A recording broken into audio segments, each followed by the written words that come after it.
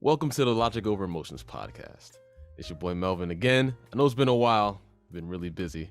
Trying to get a new camera, but that's been, kind of a hassle. But it's coming sooner or later. So I have a special guest with me here.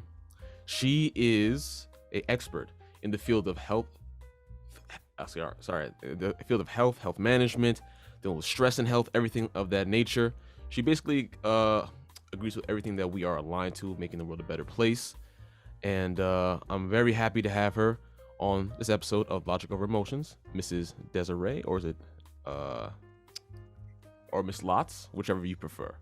You can call me Desiree, yeah? Miss Desiree? Yeah, that's totally fine. Well, welcome, Miss Desiree. It's a pleasure to have you. Thank you very much. It's nice to be with you, Melvin. Absolutely. So I want to first start off with this question, because we spoke a little bit about it before, from where you're from exactly. Mm-hmm. And you are from, as you said, South Africa, correct? Now, when people hear that, what's the usual response that I guess you get from that? I get all kinds. And depending on the person I'm speaking to, if somebody's got a sense of humor and it's not too literal for them that they get upset, I tell them I'm African American, because now I got my American citizenship, so I'm a genuine African American, even though my skin is white. Congrats. I love it. Congrats on that. Thank you. So now we're actually on that topic. So you've been studying health and everything for how long exactly? You said was it 40 years? I believe it was. Yep. I've been doing 40 years. So the whole college experience for you dealing with that, how long did that take exactly? I didn't go to college. Oh, you didn't go to college? I'm very, very self-taught. So before I fell pregnant with my first child, which was more than 40 years ago, I found nutritionist Adele Davis. Many people don't know about her anymore because she was really from way back. And the stuff I learned was amazing, and just basic fundamentals of the body and how it functions. And because I wasn't falling pregnant, I had her book called Let's Have Healthy Children, and the stuff I learned in there actually helped me to fall pregnant. And various other things that happened while I was pregnant. The data was just great. Okay. And definitely, if you can get a chance to, I would like to have any of her information that you might have and link it to the description and everything, so anybody can check it out. Yep. Definitely want to be able to spread the word of any kind of health benefits that someone could, use for. Now, when it comes to that, you said you're self-taught. Also, being from Africa, I've never been to Africa myself. That's a dream of mine to actually go to Africa and check it out myself. But what I do know is that there's a large difference in the people of their eating habits from Africa and where we are today in the USA. Yes. Yeah. Now, what exactly, from your experience from Africa to here, do you see the difference in that position, I guess? Okay, this is very interesting subject you're asking me a question about, because when I first came here and I was eating like steak and stuff that I'm used to eating in South Africa, it had no taste. And I couldn't quite understand that. Now, many years later, I found out why. And then also the size of the meals that people were eating here in comparison to back home was just like unbelievable to me. It was like, whoa. And I always tell people I got a small tummy. Even if it doesn't look like it, I do.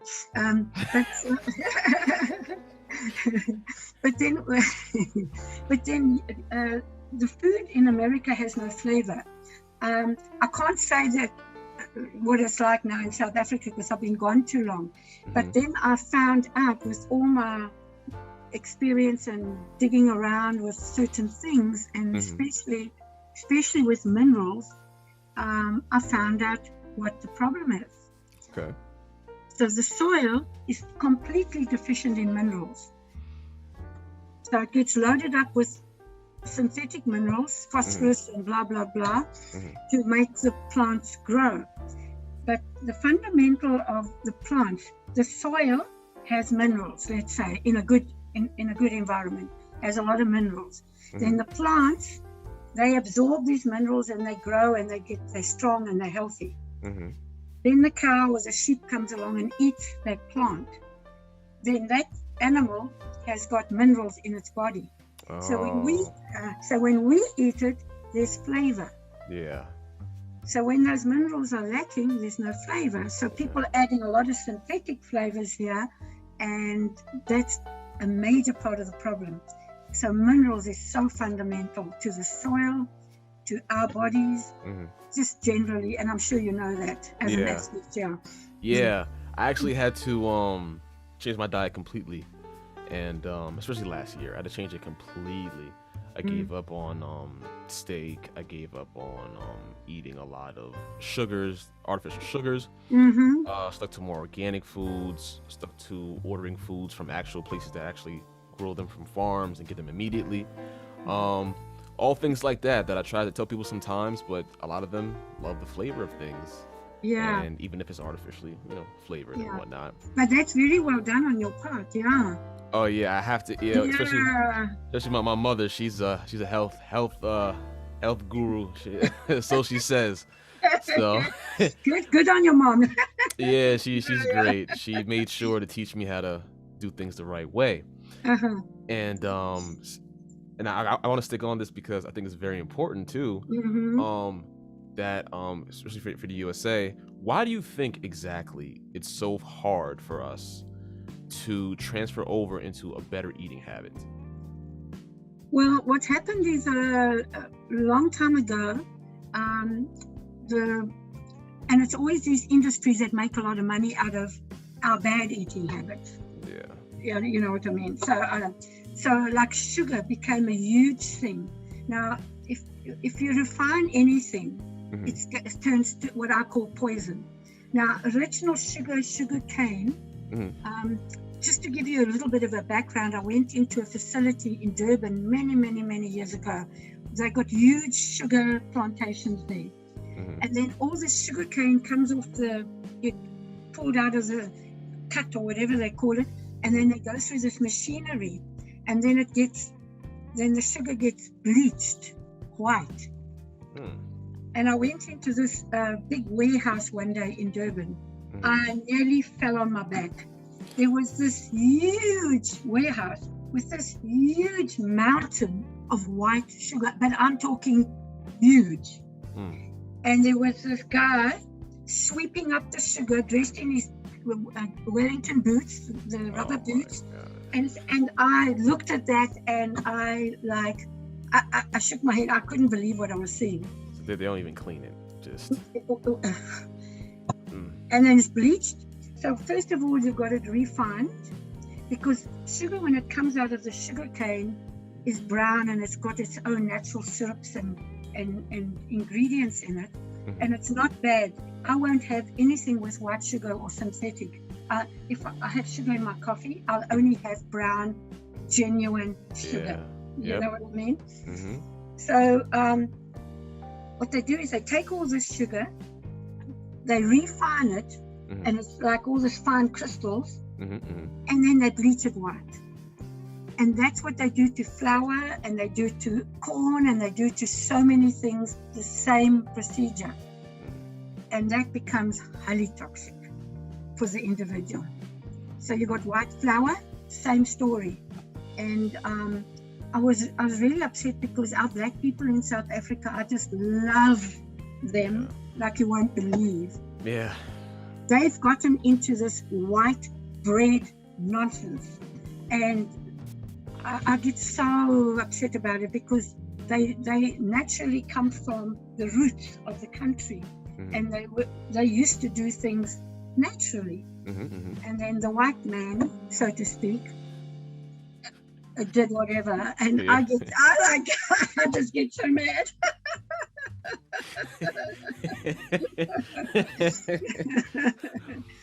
I mean, I'm not gonna.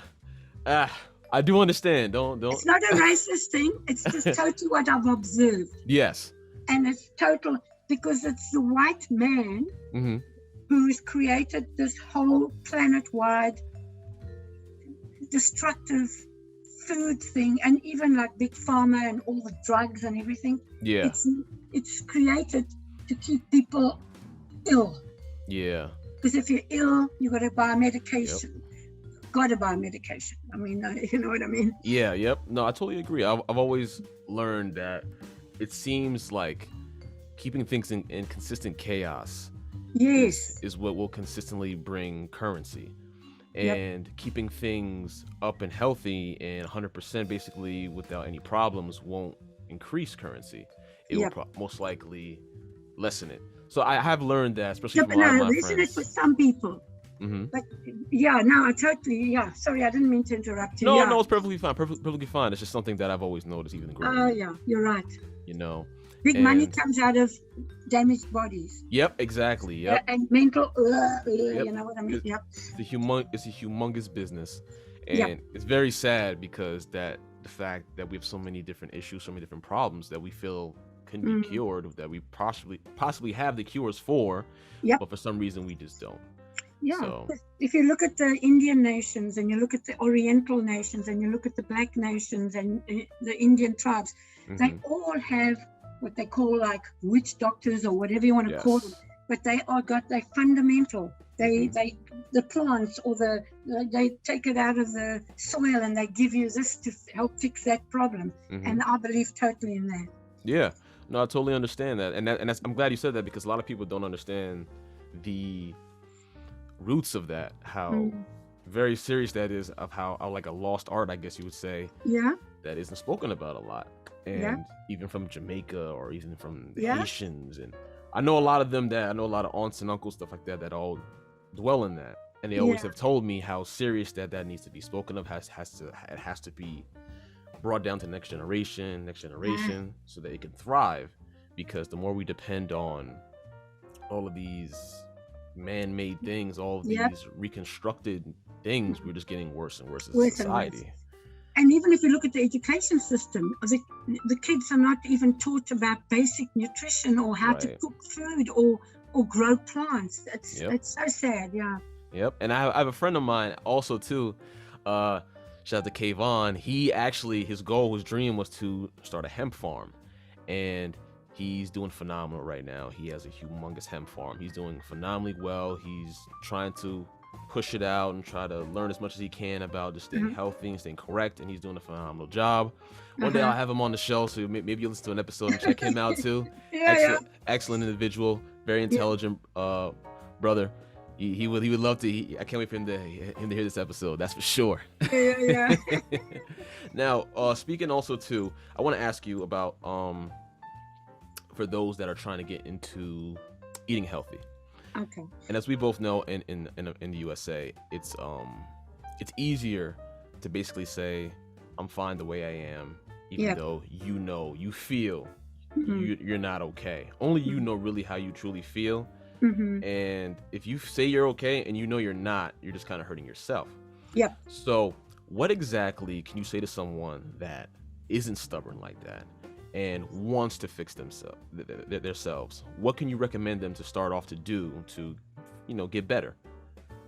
Well, I would find some really good basic resources of people that have good knowledge and just basic, like we've just been talking about, basic foods, basic stuff, not synthetic, not all this manufactured stuff, and really just start to eat basic. And if you can start to put that in your diet, and then make sure you're getting enough minerals, and I can tell you a bit more about that just now. But you have your basic body. The way I explain it to people, I've actually got an article on my website, and it's called How to Build a Healthy Body. Okay. And what the visual that I give people with words is, if you have a house and this keeps cracking, the walls keep cracking, and you keep filling the cracks, they're just going to keep cracking again. Right. So if you want those cracks to stop, you rebuild the foundation. Okay. So if you rebuild the foundation, then the cracks stop coming. Now the same applies to a body. If you keep just plugging up medication, blah, blah, this, that, or the other, brandy, beer, whatever, it just gets worse and worse. Yeah. In a 7-year cycle, the body cells replace themselves. Some take a few hours, some take a few days, some take a few weeks, but in a 7-year cycle, your body is completely rebuilt, let's say. Okay. Now, if you keep feeding it the bad stuff, it's going to go like this, worse. Yeah. If you start to put in the good stuff, you start to rebuild it like your motor car. If you're fixing the tires and the battery and stuff, the car starts to go better. Mm-hmm. The same with the body. Okay. So if you rebuild your foundation and keep that as a basic, and I have 2 cups of coffee a day, and I put my brown sugar in it. Mm-hmm. So it's not a point of don't have what you enjoy, but check what you're enjoying and make sure it's not destructive, and Right. move towards something that is constructive. That's my philosophy on it. Okay, I like that. Moving something that's more constructive. Okay. Mm. So, as we all know too, soda is a big thing. Water, for some reason, people just don't like to drink a lot of water. I usually like to drink a lot of water or coconut water. I gave up soda. I gave up a lot of juices, except for like cranberry juice I'll have, or orange juice I'll have. I'll stick with that mainly. Yeah. Now, when it also comes to that, what is there a certain water? Because I was always taught to have a certain water and not to drink like for example Dasani. I was told not to drink Dasani, and we also used to filter our own water ourselves. We kind of try to make sure we just try to stay healthy as much as we can. And as an athlete, you're not really thinking too much about that extent. You either will have a trainer, or you kind of just slack off here and there, and then you have this little bit, you have a little cheating day. For an athlete that is trying to go to the next level, what would you be able to recommend to him per se as a substitute if he gets hungry or she gets hungry for something sweet? What would you recommend? You're on a very good subject. So my question to you is, can drinking water dehydrate you? Oh man, that's a good question. I don't know. Honestly, I really don't know. Okay. So the answer is yes. How so? Okay, so if you drink, you pee. You drink, you pee. You drink, you pee, and you keep losing more and more water. Okay, so take that as a picture. So what's happening is you're drinking the water and it's washing more and more minerals out your body. So this is my water.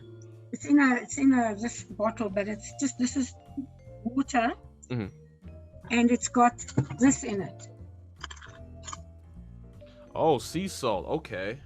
Now, this Celtic Sea Salt, this is the one I prefer. A lot of people use the pink Himalayan and all that. I prefer this one for the reason that it's also got iodine because it comes from the sea. Okay. So this salt has got about 80 minerals in it. Now think of that, 80 minerals. And as you said, we need our minerals in our body. So. It's vital, to pull it into the cells so that you actually are hydrating. Because if you keep drinking water and you keep drink pee, you're losing more and more minerals. Yeah. So if you I always put this in my drinking water, and everybody will have a different amount. So you and I will have a different. So what I tell people is put enough in there that the water tastes pleasant, not salty and not flat. Okay. Because if it's flat, it's not enough. Right. So you make it whatever, and then eventually I don't even have to think about it. I know exactly. Yep. Yeah, you get used to it. Now this is one of the worst things you can drink. Yeah. And I know a lot of sports people, they've got it at the stands, and this is it's full of chemicals and sugar.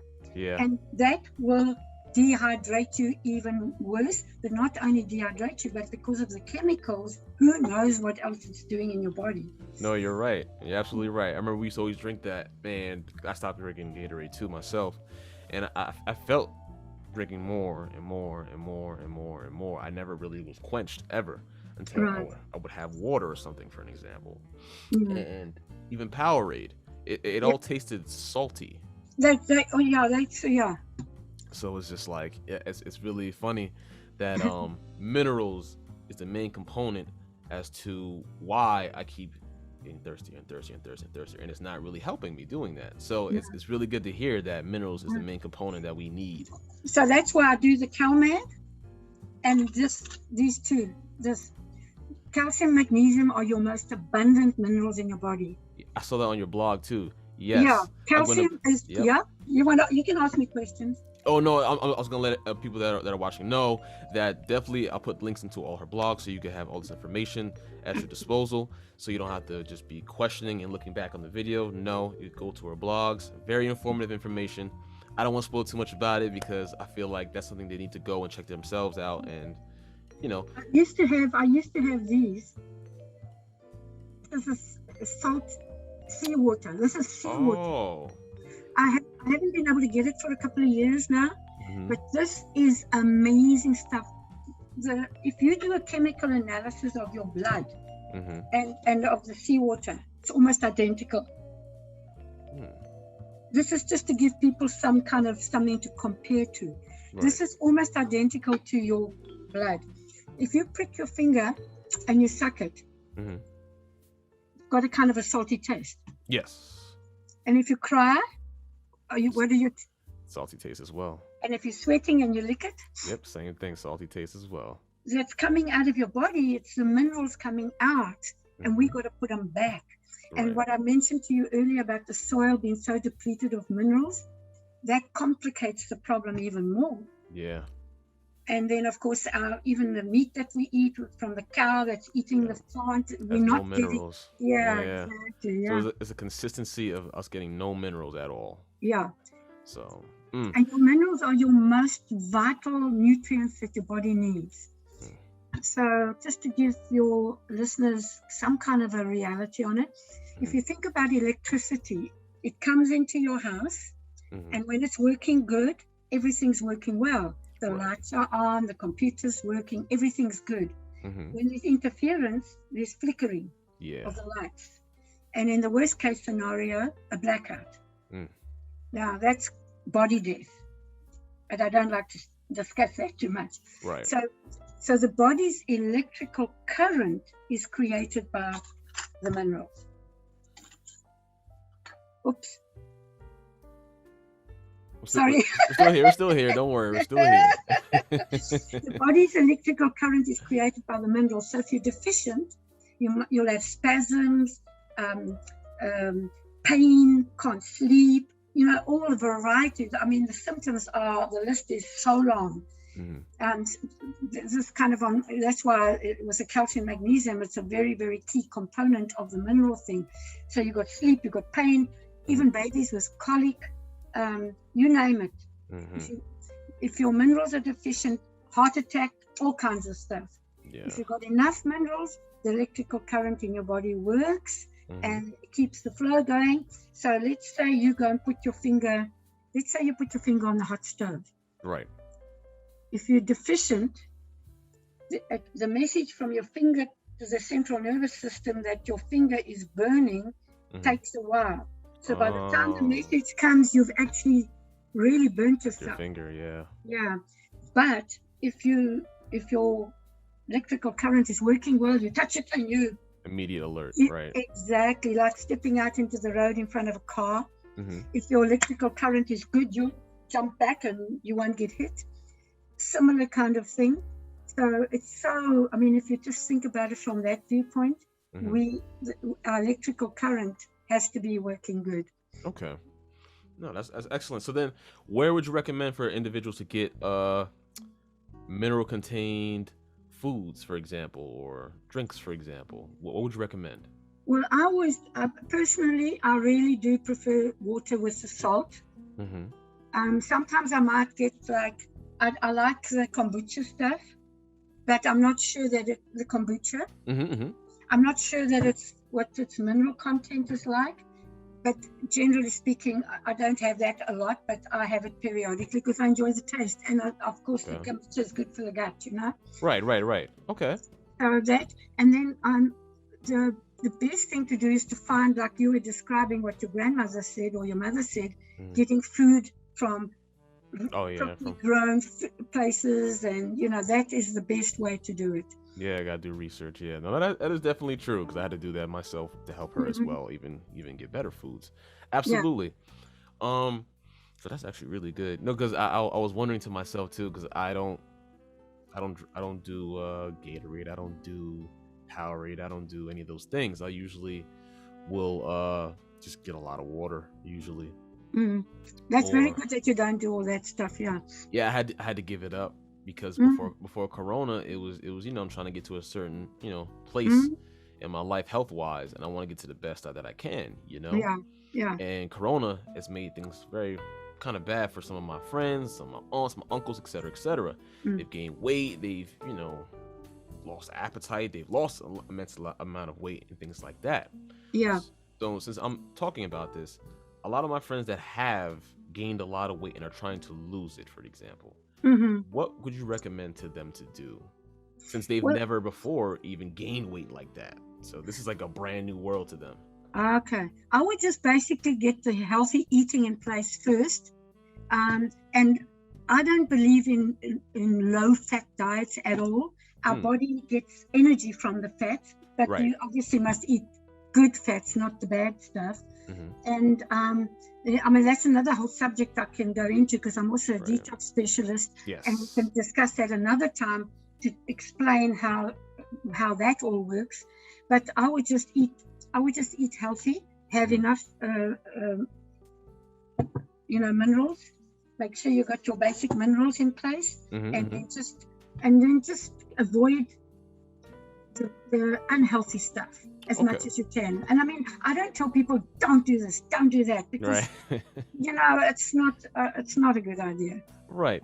Since we're on that topic, actually, with the detoxing, can you explain a little bit, for those that are not too sure what that even is, what detoxing really entails too? Okay, so basically, people who've been on drugs, or not even just been on drugs, but people living on planet Earth, we're exposed to chemicals, and our food is loaded with chemicals and bad stuff, and the air is loaded. So our bodies get this stuff in. Now, the body's ability to offload some of that is not bad. It can offload some of it, but it can't offload all of it. So what the body's got a very clever mechanism. So all these particles that are floating around, the body will coat it in fat and deposit it in the fatty tissue of the body. Now, that loads up all kinds of stuff. So let's say your energy's low, or you're kind of tired, or or you haven't eaten, blah blah blah, blood sugar's dropping a bit. Now your body needs energy, so it draws its energy from the fat. So let's say, I'll give you a little bit of an example. Let's say you go to the pub with your girlfriend, and you guys getting a little bit kind of tipsy there, and there's a guy sitting there and he's flirting with your girlfriend, and then the next you're getting all mad with him and you start punching each other. So you're getting like blows and things like that. So what happens is those physical blows and stuff like that make you kind of partially unconscious to whatever degree. Okay. Because you're not altogether there, because you whatever, and the alcohol is also making you, kind of like you've had an anesthetic partially type of thing. Yeah. But so now you've got all this stuff going into the fatty tissue. So now let's say you're going to work, and you haven't eaten, and you're tired, and your blood sugar's down, and you start to feel angry. And but you don't realize that anger is related to that incident when you were upset with your girlfriend and the guy, and the impacts that you were getting. So what happens is that stirs up all of that from that particular incident, and we've got gazillion incidents in our lives. Yeah. So then what happens is you start to feel angry, and you go home and you're mad with your girlfriend, and whatever you do, and then you're in a fight. And all that has happened is that leftover alcohol particles has now come in and kind of acting like a reminder, but not an analytical reminder, but below your awareness. Right. Because it's feeling angry and So the detox program is done totally with vitamins and things, no drugs or anything. We even take alcoholics and drug addicts, get them off their stuff, but there's a whole procedure. Okay. And get it all out of their system so that they're not sitting there anymore. So that's it's not there as a future reminder, something comes, you know what I mean? Right. So that's what we do. Okay. And it's quite a program. Indeed, and that's also on. I wasn't sure if I saw that on your blog or not, but it is on the blogs, correct? I'm not sure. On the weight loss, I've brought up the subject because I'm not doing the detox program anymore. But I'm obviously connected to people that can and do. Okay. But in my blogs will be more the point of view, like people trying to lose weight, let's say. Okay. So it's got a similar thing. When you're losing weight, where's most of the weight sitting? In the fat, the fatty tissue. Wasn't it? Maybe in lower stomach or? Well, it could be sitting anywhere, but when you're losing weight, you actually are also detoxing, even though they don't call it that. Okay. So you've got these particles coming out. So those reminders and that discomfort, the bloatedness, the pain, whatever is connected to that, people experience that. So that's why the CalMag is so important. It's a key part of the detox program too. And I have a weight loss health coach up in upstate New York, and she does weight loss. So, and she has the CalMag. She gives it to her clients and that stuff because a lot of them go through these, and then they very often will give up the weight loss thing because of all the discomfort. So the understanding is, what's happening and how to handle it. Yeah. Okay. Very interesting, because I usually, when I first learned about the whole detoxing situation, I looked at detox drinks, for example. And when I looked at it, it was like you have to put, berries or put cucumbers or lemons, for an example. What do you think about that? What do you you think that you think that's correct? Do you think that doesn't do enough? What is your intake on that? I wouldn't say it's not correct, because it's still those plants have got minerals in them. And that will help a bit. I don't know that it's enough, because I've never gone that route, because I've always done very specific and helping people with the CalMag, so that the discomfort and then of course the salt is something of really, because when you're detoxing, when you're putting these people through the detox, it's done in a sauna for many hours a day. So when people are detoxing, you must know they are getting when they're sitting in there, they're getting dehydrated. And you got to be alert, because in the worst case scenario, severe dehydration, you can actually die. You know what I mean? And that's just not on the agenda. And I mean, if you're very dehydrated and you go to hospital, what do? They give you a saline drip. It's a salt drip. Minerals. Minerals. Exactly. So there's a lot of information. Okay, no, that's good. That's excellent, because it all entails the minerals, which is really good for people to listen when they hear this. Just minerals, straight to the point, which is excellent. Now, I have a question that entails to my girlfriend's mother. So she can only eat gluten-like foods. Gluten-free? Yes, ma'am. Okay.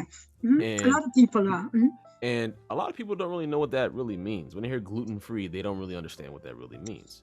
I'm not terribly clued up either, because I can eat anything.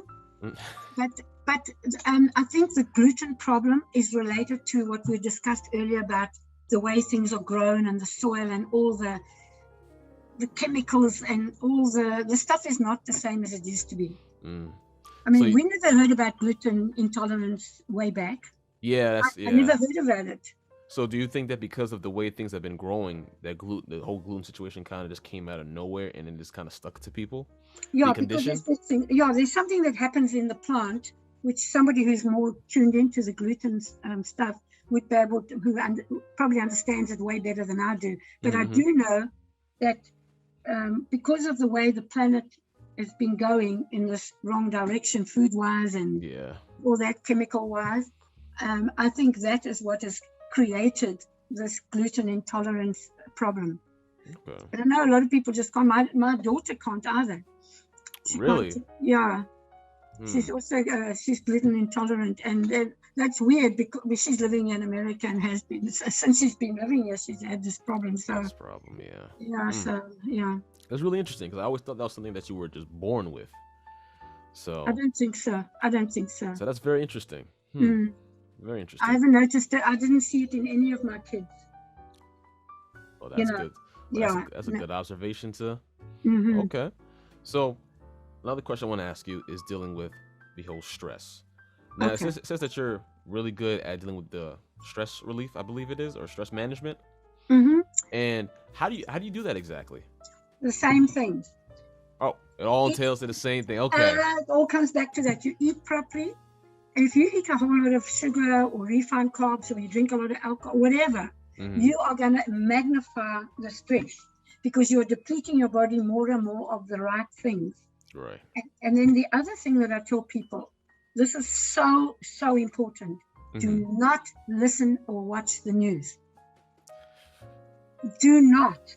I'm serious, because I don't watch TV or anything like that, because honestly, the little bits that I do see here and there in airports, and those people are connected to the big pharma, and those guys fund those news channels. So what they do is they feed fear. They create fear and they feed it and feed it and feed it. So people that watch things like that, they get more and more stressed. So I help people get away from that. And if something's worrying you, or you've got something that you're not happy, take a walk. Go and walk out in the environment and look at things. Don't think. The worst thing you can do is think. Okay. That's a very good way of putting it, definitely. It's funny you say that, because my mom always says that she gets her information on the news. And I tell her all the time, the news spreads chaos. It's a big agent of chaos. Merchants of chaos, yes? Yep, and she always tells me how wrong I am, I don't know what I'm talking about. And I gave up TV a long time ago. And I try to tell a lot of my friends too. I mean, I don't judge people that do, obviously. If you do, you do perfectly fine. But what I've noticed, that when I dropped off TV, I noticed my trying to gain more of an intellect, trying to gain more of steps to my passion, it fluctuated immensely. I noticed that because when you sit in front of a TV, you're not learning anything. You're not really engaged. You're kind of just there, just to be there, just to hear the noise, hear the laughter, hear the whatever. So what can you recommend to some people to kind of get out of that? Well, you know what, we just have to know this, that a lot of the TV stuff, never mind what you actually do see, the chaos stuff, there's subliminal stuff. They're sending messages that you don't actually see with your eyes, but they're coming through. And my kids we didn't watch TV or anything.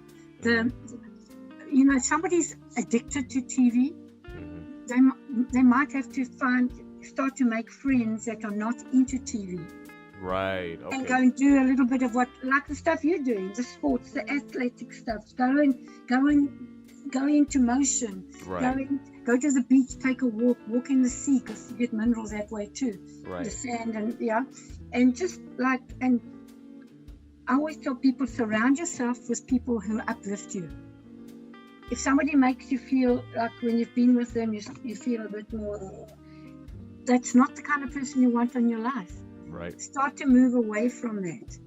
Find the right kind. Find the Melvin type people, the people who are uplifting and that let's go and do this and let's go and take a walk, or let's go and help that lady down the road fix her garden path or whatever. Oh, my girlfriend will be glad to hear that, because she's always trying to do new and different things. So she'll be very happy to hear this. That's good. Sounds like she's a good girl. Oh, she is. She's great. It's funny because I've always told people that too. Like, I mean, growing up, I was always playing sports or studying and things like that. I never really went out like that.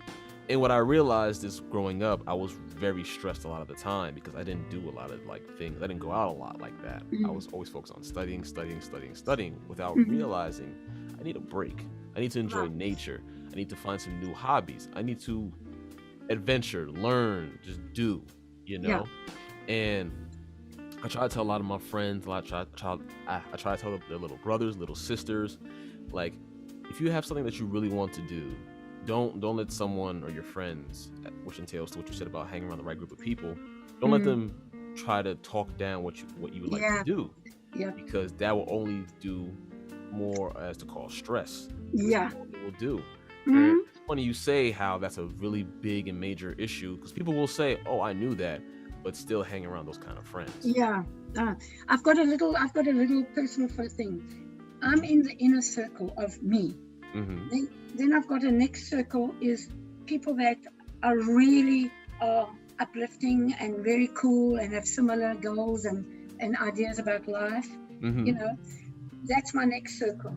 In the next circle is people that are okay, but not like not like my second circle. Right. And then the ones that are they in the last circle, and I do not allow them into my life or space. Because you want to be surrounded, like you just said, you want to be uplifted, and like the little kids, take a walk, go and play in the park, and help Granny grow plants and vegetables for the family to eat, whatever. Find something to do. Yeah, I understand that completely.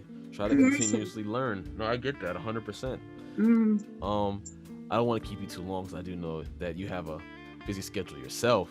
But is there anything else you would like to say, or anything else you want to have a message for the viewers to kind of think about, when they leave this episode?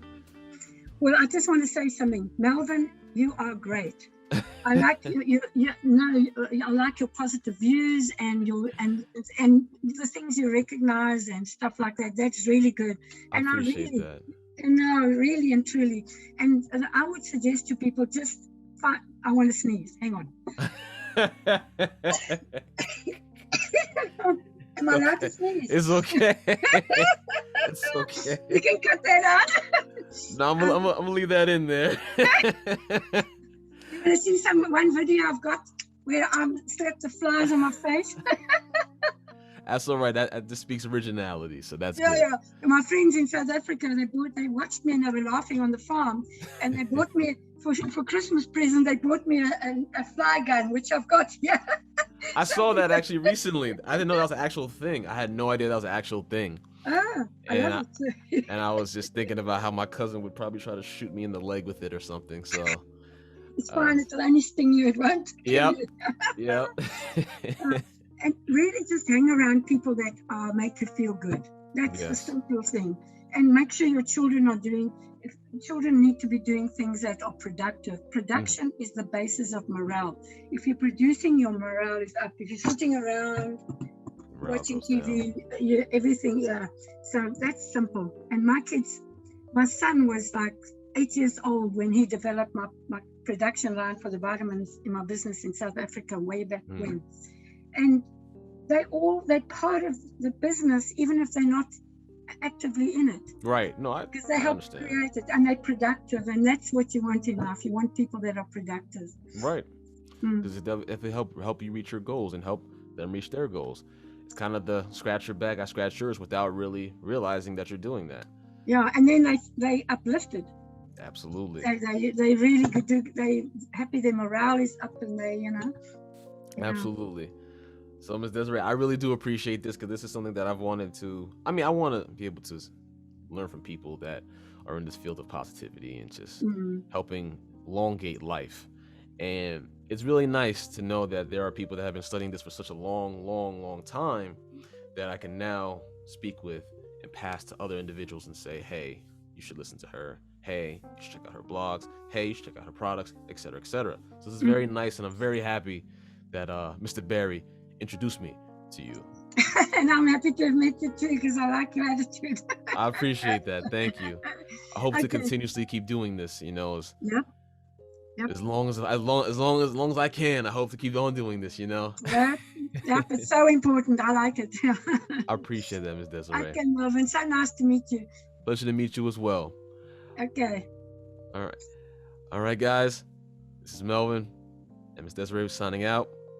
And per usual, peace, love, and keep that drip immaculate at all times, baby. Love.